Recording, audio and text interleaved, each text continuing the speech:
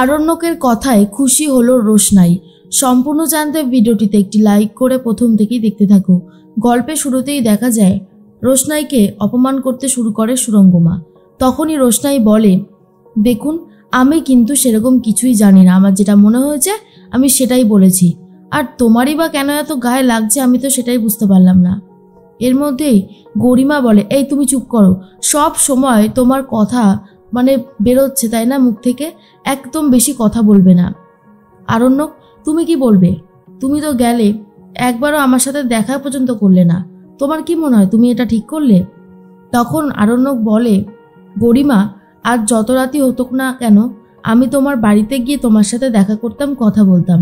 তখন সুরঙ্গমা বলে, তাই নাকি? কেন, আজ কি এমন ঘটেছে শুনি? আরণ্যক বলে, ঘটেছে বলেই তো বলছি আন্টি, না হলে কি আর বলতাম। জানো তো গরিমা, আমি একটা সুযোগ পেয়েছি, আমাকে কিছুদিনের জন্য বিদেশে যেতে হবে, ওই 1 বছরের জন্য। তারপর যদি আমি সেটাকে কন্টিনিউ করতে চাই আমি করতে পারি, কিন্তু এই সুযোগটা এসেছে আমি সেটাই তোমাকে বলতে যেতাম। আমার কথা ছাড়ো, আমার যাওয়া বা না যাওয়াই সত্যি কি কিছু যায় আসে? তোমরা তো দেখলে আমি একদম লাস্টে দাঁড়িয়েছিলাম। আমি চাকরি করি, এখানে অন্যের মতামত অনুযায়ী আমাকে চলতে হয়, ব্যবসা করি না যে নিজের মতো করে চলবো। আমি গেলাম, 10 মিনিট দাঁড়ালাম, একদম শেষে গিয়েছিলাম, তারপর রোশনাইয়ের পারফরমেন্স দেখলাম, দেখে চলে আসলাম, ব্যাস এইটুকুই। এর বেশি আমি কিছু জানিয়ে না, করিও নি। আমার যদি পুরো প্ল্যানই থাকতো দেখার, তাহলে আমি সামনের সিটে বসতেই পারতাম আরামসে, কিন্তু আমি করিনি সেটা। আশা করি তুমি বুঝতে পারছো। এরপরেও যদি বুঝতে না পারো তাহলে আমার কিছু করবার নেই গরিমা। তখন গরিমা বলে, তুমি তাহলে যাবে তো আরণ্যক?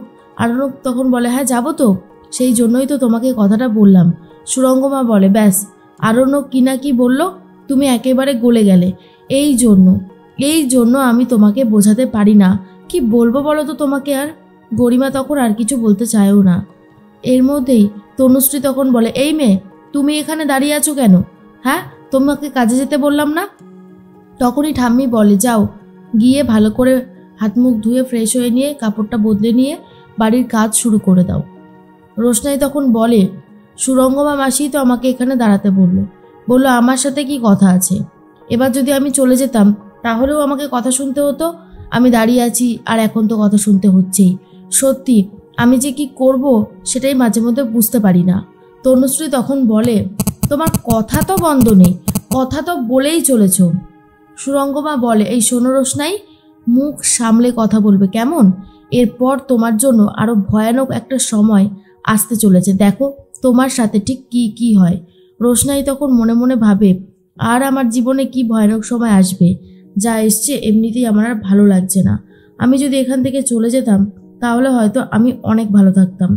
এর মধ্যেই দেখা যায় যে রোশনাই সকালবেলায় উঠেই কাজ করতে শুরু করে দেয়, আর ঠিক তখন দুষ্টু মিষ্টু বলতে থাকে, এই যে হিরোইন, কি হলো, কথাটা কানে যাচ্ছে না? তখন রোশনাইকে জাহ্নবী বলে, তোমায় ডাকছে, তুমি শুনতে পাচ্ছ না? এরপর রোশনাই বলে, কিন্তু আমার নাম তো হিরোইন না, আমার নাম রোশনাই। তখনই জাহ্নবী বলে, আবার কথা, এই আমি তো দেখছি তোমার কথাই বন্ধ হচ্ছে না গো, তোমার কথা মনে হয় আর কোনোদিন বন্ধ হবে না, তাই না? রোশনাই তখন বলে, মানুষের কথা তখনই বন্ধ হয় যখন মানুষটা একেবারে শেষ হয়ে যায়। তনুশ্রী তখন বলে, কি হয়েছেটা কি, এত ঝামেলা কিসের জন্য? তখনই জাহ্নবী বলে, দেখো না মেজো কাকি, এই দুষ্টু মিষ্টু কিসের জন্য যেন ডাকছিল রোশনাইকে, কিন্তু রোশনাই সাড়াই দেয়নি। সেটা নিয়েই ওকে বলতে গেলে 1000টা কথা শুনিয়ে দিল, ওর যেটা স্বভাব আর কি। তখন তনুশ্রী বলে, এই বাড়িতে তুমি একজন কাজের লোক, তোমাকে যে যখন ডাকবে তোমাকে সেইভাবেই তাকে সার্ভিস দিতে হবে, বুঝতে পেরেছ? রোশনাই তখন বলে, আমি তো কাজই করছিলাম, আর ওদের সাথে ঝামেলা করবার মতন সময় আমার হাতে নেই। তনুশ্রী তখন বলে, রোশনাই তুমি কিন্তু মাত্রা অতিরিক্ত কথা বলছো। শোনো, সামনেই তো তোমার বিয়ে, তা তোমার বিয়ের জন্য খরচাপাতি কে করবে? সেই তো আমাদেরকেই করতে হবে। আমরা করব বা আমার ছেলে করবে? আমার ছেলে তো একেবারে 2 হাত খুলে খরচা করতে জানে। বাড়ির কাজের মেয়ের জন্য কি আর বেশি খরচা করা যায়? এরপরে আমরাও তো তোমার ফ্যামিলি, তা আমাদেরকে তুমি আশীর্বাদী শাড়ি টাড়ি কিছু দেবে না? তখনই রোশনাই বলে, আমার কাছে টাকা কোথায়? জাহ্নবী বলে, এই মিথ্যে বলো না তো, 7 লাখ টাকা পেয়েছো, সেখান থেকে তুলে দাও আমাদের সবাইকে। ছোটু ব্যাপারটা বুঝতে পারে, একা পেয়ে রোশনাইকে নিয়ে ইচ্ছে করে এগুলো বলছে আর রোশনাইয়ের টাকা খরচা করবার প্ল্যান করছে। তখনই রোশনাই বলে, ওই টাকাটা তো ফিক্সড ডিপোজিট করা আছে, ওটা চাইলেও আমি ধরতে পারবো না, স্যারজি বলেছে। তখন জাহ্নবী বলে, আরে বাবা সব হবে, তুমি আমার সাথে যেও, আমি ব্যবস্থা করে দেব। তখন রোশনাই বলে, সে না হয় যাব, কিন্তু ব্যাংকের সমস্ত কাগজপত্র স্যারজির কাছে রয়েছে, আমার কাছে নয়। রোশনাই এই কথাটা বলায় জাহ্নবী বলে, সে আমি বাদশার কাছ থেকে নিয়ে নেব, তোমাকে এত কিছু ভাবতে হবে না। ছোট তখন বলে, একদম না রোশনাই, তুমি কি পাগল হয়ে গেলে? তোমার এত কষ্ট করে ইনকাম করা প্রথম টাকা তুমি এই মানুষগুলোর জন্য খরচা করবে যারা তোমাকে মানুষ বলে মনেই করে না? একদম না, বাদশার পারমিশন ছাড়া তুমি ওই টাকায় হাতও দেবে না। আমি জানি ওটা তোমার টাকা, কিন্তু বাদশা ছাড়া কিচ্ছু করবে না। তনুশ্রী তখন বলে, ছোটু তুমি এত বেশি বকবক করছো কেন? তুমি বুঝি পুরো ভাগটা নেবে? ছোট তখন বলে, মেজ বৌদি, টাকা পয়সার প্রতি আমার কোনোদিনও সেরকম লোভ ছিল না, আর আজও নেই, কিন্তু রোশনাইয়ের ব্যাপারটা অন্য। রোশনাই আজকালকার দিনের মেয়ে, এত কষ্ট করে ইনকাম করেছে, কেন ওই টাকাও খরচা করবে? এর মধ্যেই জাহ্নবী বলে, বাপরে ছোটু, তোমার তো দেখছি খুবই ইন্টারেস্ট এইসব ব্যাপারে। এর মধ্যেই তনুশ্রী ছোটুকে তার নিজের জুতোটা দেয় সারিয়ে আনার জন্য, কিন্তু ছোটু যখন জুতোটা ধরতে যায় থামিয়ে দেয় রোশনাই আর বলে, একদম না ছোটু, তোমার কি নিজের আত্মসম্মান বলে কিছুই নেই? ছোটু তখন বলে, কি করে থাকবে, আমি যে ইনকাম করি না। তখন রোশনাই ভাবে এই জুতোটা নিয়ে সেই যাবে সারাতে। রোশনাই তখন জুতো হাতে নিয়ে যাচ্ছিল, আরণ্যক তখন তাকে ধরে নেয়। আরণ্যক রোশনাইয়ের হাত ধরে দাঁড় করিয়ে দেয়। অন্যদিকে সুরঙ্গমা নীলাব্জর সাথে কথা বলতে থাকে আর বলে, আরণ্যক আমার মেয়েটাকে মিথ্যে কথা বলে যাচ্ছে আর আমার মেয়েটা মিথ্যের দুনিয়ায় ভাসছে, কি যে হবে। তখন নীলাব্জ বলে, তুমি এসব নিয়ে বেকার ভাবছো।